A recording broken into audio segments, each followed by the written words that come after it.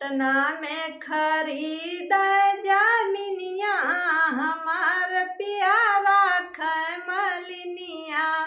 पटना में खरीद जमीनिया हमार प्यारा खैमलिनिया। नैहर में रहती त मम्मी से कहती, नैहर में रहती त मम्मी से कहती। ससुरे में सासु हरमिया हमार प्यारा खैमलिनिया। ससुरे में सासु हरमिया हमार प्यारा खैमलिनिया।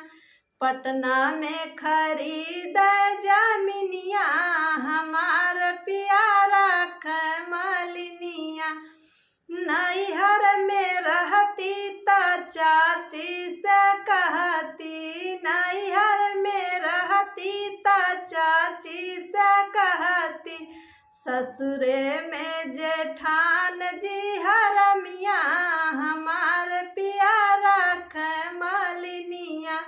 ससुरे में जेठान हरमिया हमार प्यारा खैमलिनिया।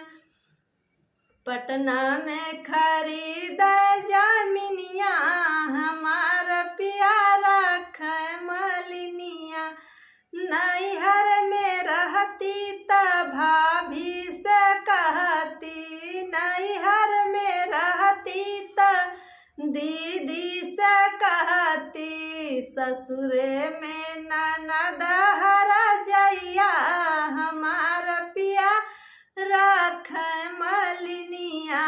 ससुरे में ननद हरमिया हमार प्यारा खैमलिनिया।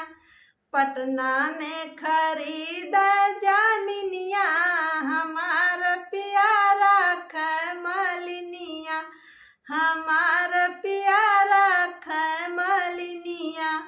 आप सभी को मैं प्रणाम करती हूँ।